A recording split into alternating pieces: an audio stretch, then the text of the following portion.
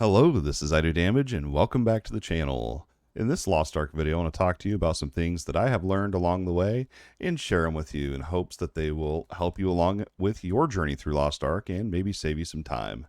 Now, I have taken the game at my own pace. I went in mostly blind, and so I have discovered a lot of these things really on my own and just want to share them in a video for you. So go ahead, sit down, grab a notepad, or feel free to watch the video over and over and over until you have all this stuff memorized. Let's go ahead and talk Lost Ark, beginner tips and tricks. When you first begin your journey in Lost Ark and you're wondering what to do, one thing that I do recommend is joining a guild right away. It offers many benefits, such as offering you a currency called these Salamel Bloodstones. I probably said it entirely wrong, but whatever, it's right here. You can see it on the screen. And whenever you join a guild, you have the ability to donate to the guild. You can donate in 3 different ways. And you can do this once a day. You can donate 6,000 silver, which I'll go ahead and do. You can see here that I got some of those bloodstones. In fact, you get 50 of those, and you also get 10 contribution points as well. And then the guild gets experience as well as some bloodstones. You can also donate 100 gold. Now, early on in your adventure, 100 gold might be a little bit steep, but once you progress in the game more, you'll have more funds to support doing this every day. We'll go ahead and do that one as well.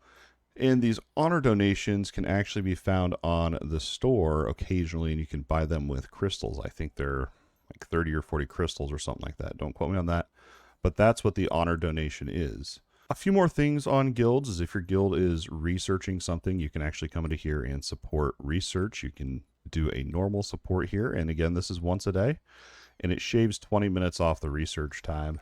And then you also have the option to use another honor banner, which is a store item. But those are your options there for, and you notice you got your contribution, your bloodstones as well. You might be wondering what the heck you use these bloodstones for, and that's what I want to show you real quick. Is there's actually a vendor in game, and they're pretty important. This is why I'm telling you to do this daily, is so you can start stockpiling this currency. Once you get to a certain item level, there's different things that you can actually use this currency for. There's the XP tab, which I haven't worried about because I'm not high enough item level yet. But you also have your upgrade materials here as well. And you can see there's a weekly limit for all of these. I've already got the weekly limit of my Harmony shards. But these are important. These are what you use to level up your gear and get stronger gear. And you kind of progress in a way. You can also get gold and cube entrance tickets here, which is another endgame currency or an endgame mode. You can see you're going to want to start getting these bloodstones as soon as you can. And also you want to make sure you're spending these weekly as well. Again, you can't start spending them until your item level 302 or higher. And there's also this little potion bottle that is actually your guild shop's level. So that's another thing that's important to keep in mind as well. But there you go. That's bloodstones, how to get them, what you should be doing daily to obtain them, and how to spend them. And so what I want to talk about real quick here is that contribution, and what that means is if you come over to your Manage tab in the guild, click on Bloodstone Distributions, and this is your weekly guild distributions and your contribution to the guild. Everyone has 100% as their goal. If you do not reach 100% contribution for your guild, you will not get the weekly bonus from the bloodstones that get distributed every week. And you want to get that 100%. And it's pretty easy to obtain. It resets every Thursday at I think 5 a.m. Eastern it is. And so this is the first 24 hours of the reset, and I'm already past the target contribution. That's kind of what I wanted to touch on there for guild. I guess one last thing to note is when you first join a guild, you are a new guildmate for, I believe it's 48 hours. And then after that you'll become a full-fledged guildmate, and then at that point you will be able to support the research that I showed earlier. If you're a new guildmate, you won't be able to support the research until that 48 hours has passed. Another thing to note while leveling is potion use, and this isn't like super strict or anything like that, but just a little bit of advice here is there's 2 different types of potions. Now these 2 types have obviously different levels and rarities to them, as you can see up here. But just for the sake of what I'm trying to talk about here, I want to show you the difference between the 2 types of potions. So first of all, you have healing potions that heal you for a certain amount of health over time. The second type of potion you have is a HP potion. And what this does is it recovers a certain percentage of your health instantly. Now, the important thing to note here is once you get into some of the end game modes, you will not be able to use your flat health potion that heals over time. It will be locked, and the only ones you'll be able to use are these HP potions that heal the percentage instantly. So just kind of keep that in mind, that, you know, don't be like, oh, you can't use these percent health potions or whatever. You can if you absolutely need to.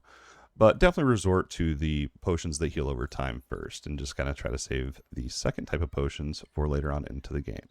One last thing I want to mention here about the leveling process, and, you know, I'm guilty of this. I really want to let you know that it's okay to just go through the game and enjoy it at your own pace, obviously. And I'm in no way trying to tell you to just rush through the game. But if you want to speed up the leveling process, your best bet is to follow the main story quests, which are marked with this orange icon here.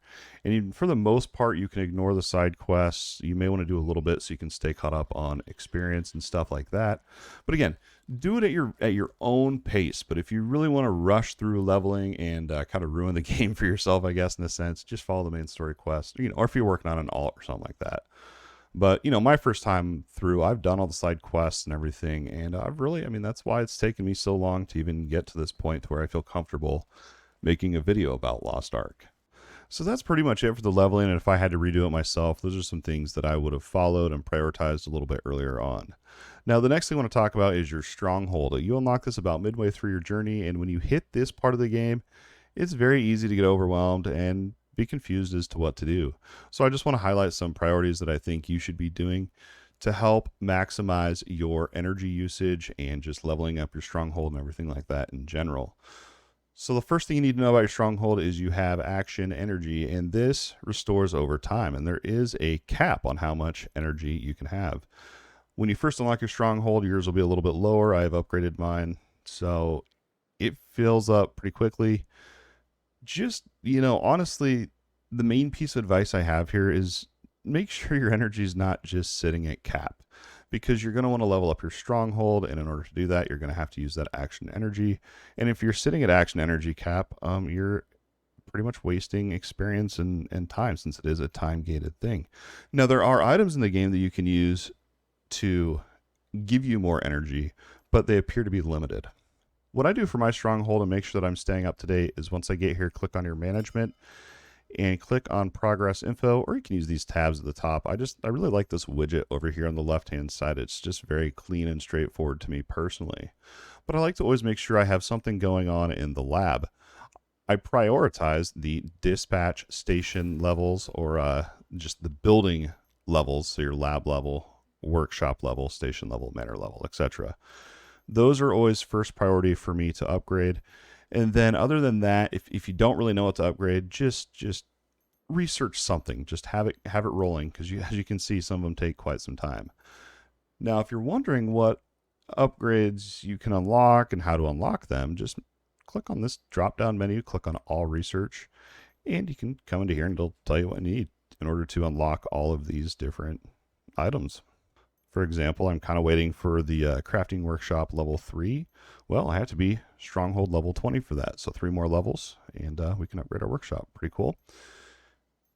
That is your lab. You also want to make sure you have dispatch missions going on as well. I don't right now because I ran out of action energy. But when you very first start your Stronghold out, your missions are only going to be 4 hours long. So every 4 hours you can hop on and start up another dispatch mission and just kind of make sure it keeps rolling, because this as well gives you that Stronghold XP.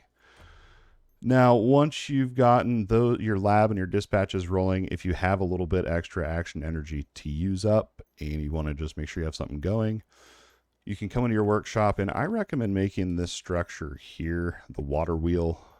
This is where I've gotten the most of my experience from, is actually from crafting this.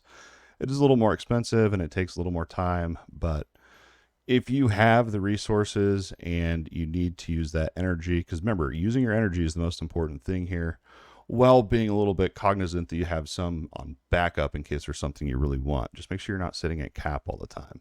But yeah, you can make a whole bunch of these at one time and do them while you're sleeping or whatever and help you level up. The last thing I want to comment on for your Stronghold is this dispatch station I touched on briefly. I want to go a little bit more in depth here. And this plays into the pet system as well. So you're going to notice when you pick a dispatch, there are hardships here. So we have one that is poison, and we have one that is wind. Now, if you check out your crew list, so remember we have poison and wind is our hardship. So let's go ahead and check our crew list here.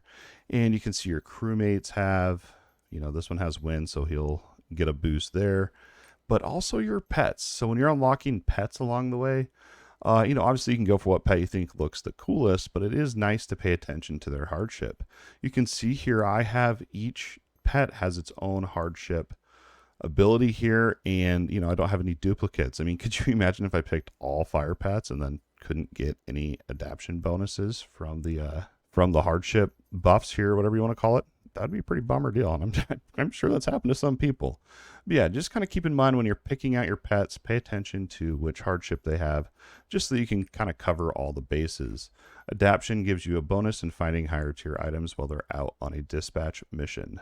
Oh, also on that workshop, I know I'm all over the place here, but the reason I picked this water wheel here is because it costs silver to craft. If you make any of these other ones, you'll notice they cost gold to craft. So that water wheel is just, in general, a little bit easier and cheaper to make because of that silver cost. That's going to wrap it up for the Stronghold advice that I have. The last few things I want to comment on here is once you unlock sailing, you'll unlock this feature called Bifrost. What Bifrost is this helps you get around the map really quickly, and it saves a lot of time. Because once you start to sail and you go from different islands, you can't just pop up your map and click on a triport area on a different island and port there. That doesn't work. You have to actually sail or use the ocean liner, which is a little bit quicker. But nonetheless, neither one of those is quicker than just using Bifrost locations. So the way it works is once you find an area that you want to be able to just fast travel to instantly in the future, is you're going to go to that area and you'll click on save location. It's grayed out right now because I'm in my Stronghold.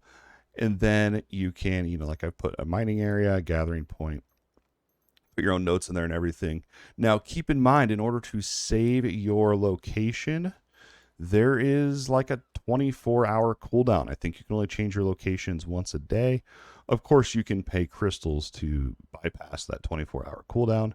It also has, I think it's a 2-hour cooldown for each location. So if I want to go to Scraplands right now, and then, I wanted to go back again, I would have to wait 2 hours before I could again. Each one of these has their own individual 2-hour cooldown. Again, I believe it's 2 hours, but could be wrong on that. If so, feel free to correct me down in the comments. Now, I know leveling up and questing can be kind of a slog, and it's pretty easy, I think, for the majority of players. And, me personally, I got a little bit bored leveling up, but I was under the influence that once I got to the end game, things got more spicy and more exciting, and that's absolutely true. So make sure you just push through, get up to Northern Vern, the level 50 area, when you start unlocking all the endgame content. It gets pretty exciting. So I want to show a little bit of a teaser of something you can look forward to in the endgame to kind of give you that carrot on a stick. And this is going to be a little bit of itemization. We're not going to go super in depth here, but I just want to point this out. So every piece of gear, once you get to the end game, has randomized engraving effects that you can see down there. And these are really your chase items, is trying to get the perfect engravings, because higher tier items can have more engravings. So that's more randomness and more stuff to farm for over time. Engravings are what give you bonuses. They're kind of, think of them as passive bonuses that you can obtain. Each node is one blue bubble, and in order to have a level, you have to have 5 of these nodes.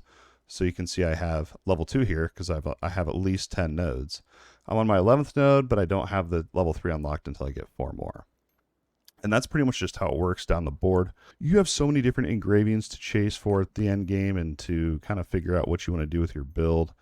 It's absolutely nuts. These are all of just the combat ones. And then I'm playing Shadowhunter, and I have 2 different engravings that I can choose from. I think you can only have 1 of these engravings equipped at a time, which makes it important that you get the additional nodes from those items I showed you.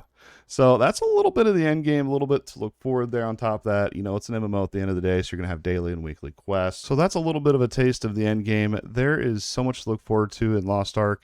And if you want more Lost Ark content, make sure you subscribe to the channel, like, drop a comment down below. I hope you enjoyed the video. As always, thank you for watching, and we'll see you next time.